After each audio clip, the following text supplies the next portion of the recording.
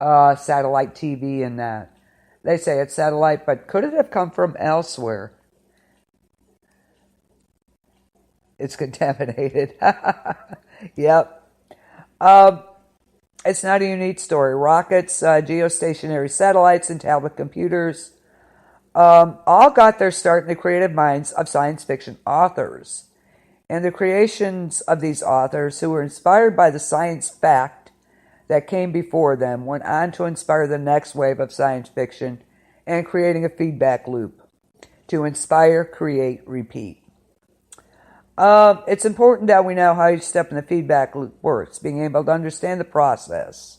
No, I don't need to. The technological climate. It, of course, Metropolis, the movie, played a big, big part. Um, that was 1927, by the way. I know. Crash in 44. Yep.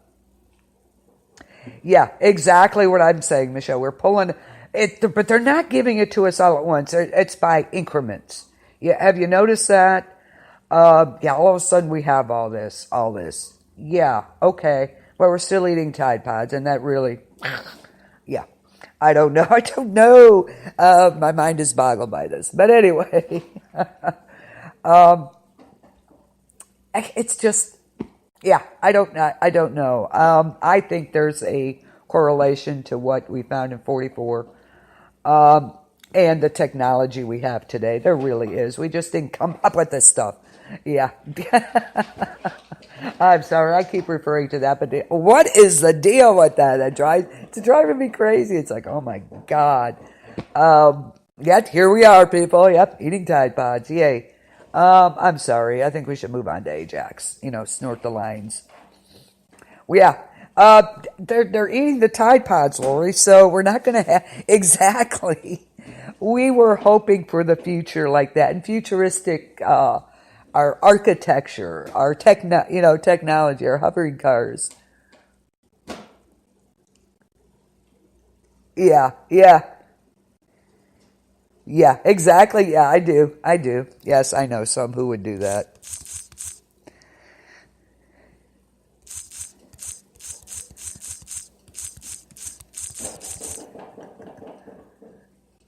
I know a few who would do that just to get attention. Yes. Well, how stupid can you be, though? Seriously. Um, God, it's just insane. Just when you think back at how, back in the 70s, 80s, even the early 90s, we were so hopeful for the future. Yet, here we are.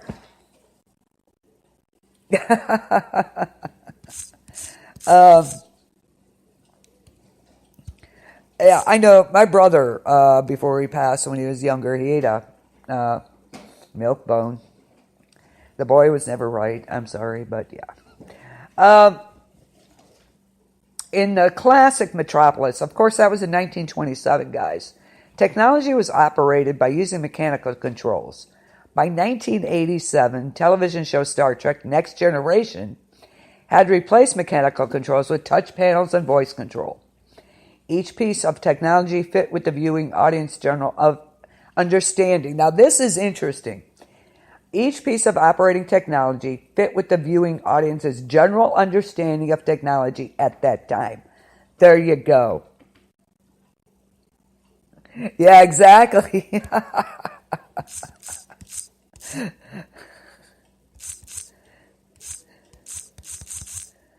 Yeah, absolutely, Michelle. Good thing. Good thing we didn't have it. We got away with some stuff that we would never, ever. Well, some people would, but I sure would have put it on social media. It's a good thing we didn't have Facebook to put it on, right? Anyway, so like they were saying, each piece of operating technology fit with the audience's general understanding of technology at the time.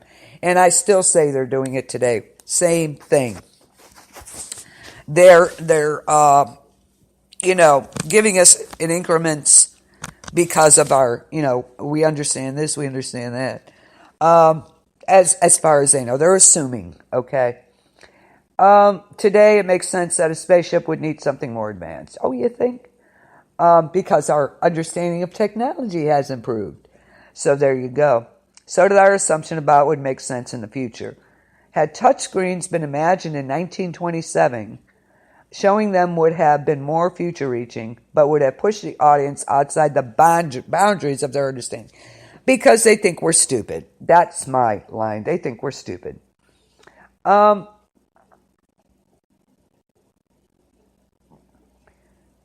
It's just...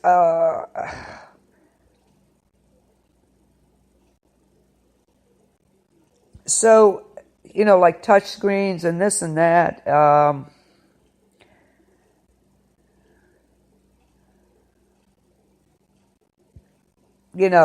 Apparently we wouldn't have understood that, at the time. We were stupid. Isn't that the truth? Yeah. Yeah, they did. That's only if we were cursing. Now it's Tide Pods, apparently. So, I don't know. Anywho, out of our comfort zone. They're assuming that was out of our comfort zone. That's the thing. They're assuming that's out of our comfort zone. They're assuming we don't, we're stupid. We don't understand. Unfortunately, we do. That we know that they think we're stupid. That makes sense? Okay. Yes. They don't know that we know,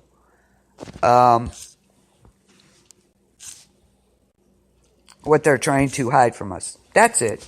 I got it somewhere in there. Yeah. Because they think we're too stupid to understand anything, which is why they keep hiding stuff. And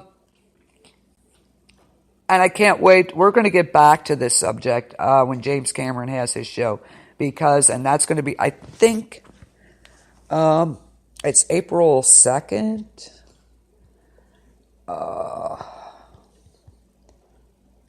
Let's see. The government is about 20 years ahead. James Cameron, story of science fiction. That's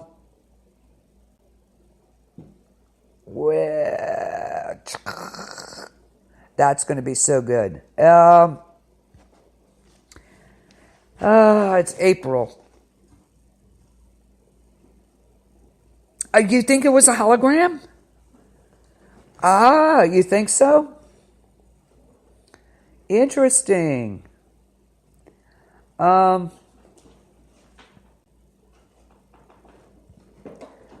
You think it was? Oh, that's interesting. And I'll tell you why in just a second. I'm trying to find, James Cameron. I think it's in April.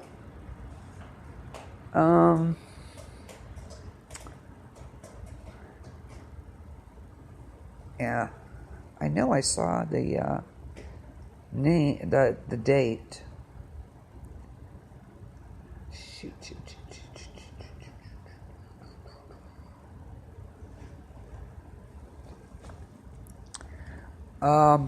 Wow.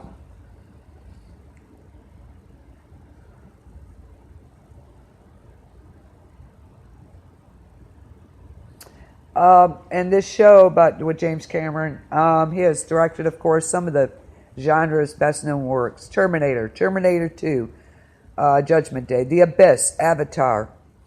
And the show will explore how books, films, television shows, comic books, I didn't think of that, comic books, and video games has studied the genre's big questions. Alien director Ridley Scott hosted a science channel called The Prophets of Science Fiction. That's an 8-episode series that examined the careers and works of authors such as Mary Shelley, Arthur C. Clarke, Robert Heinlein, and others. Teaming up with the Science Fiction and Fantasy Hall of Fame is an encouraging start for Cameron's show. And it'll feature and honors a considerable number of the creators that go beyond the genre's household names. Authors such as James Blish, Leigh Brackett, Octavia Butler, and many others. That's going to be an interesting show. I believe it's April 2nd. I'm not sure. Okay, let's see. Civilians can project Santa movies on a... Yeah. Oh, yeah. I totally agree that they could. But let me see. Um, I'm trying to.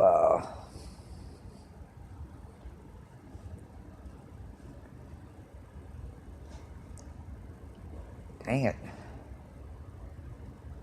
No, that's not what I wanted. Um, the 15 films, and I'm going to go back to that. Let me get my notes here. Uh,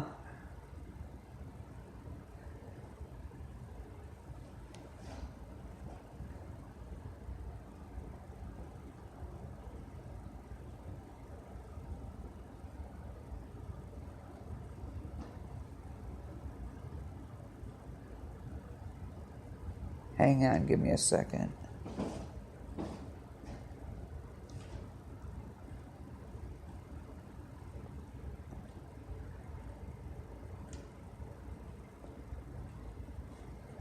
Okay. Yeah, that's very true.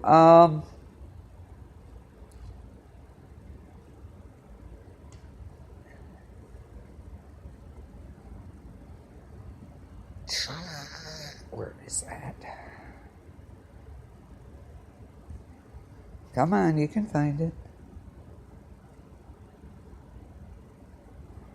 Um,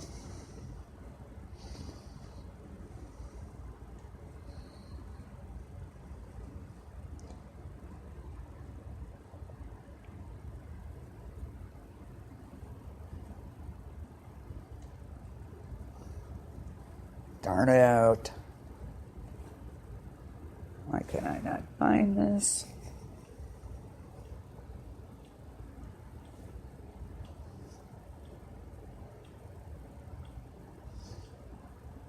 Okay. Yeah, that wouldn't surprise me at all. It really wouldn't. All right. Okay. Space Odyssey. Um.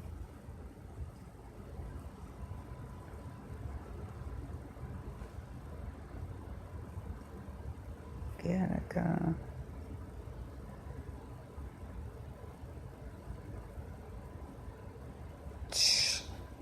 Now I can't find what I wanted.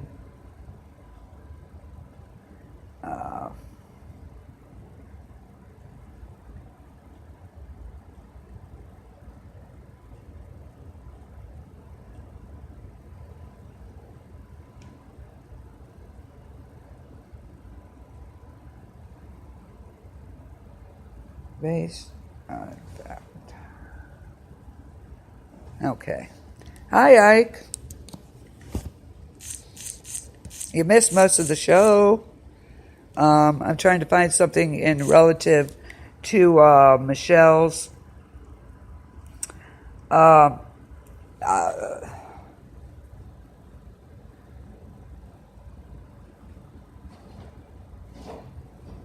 there it is. Oh, nope, that ain't it. Oh my God, I'm gonna kill a cat here. Anybody want two cats? Um, Darn it, and I can't find what I want now. But it was called the Phoenix Lights, I believe.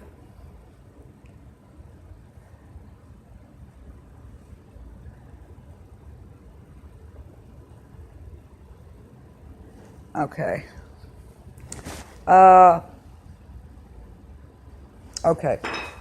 It was called the Phoenix Lights. There were massive UFO sightings which occurred in Phoenix, Arizona, and Sonora, Mexico on March 13th, 97.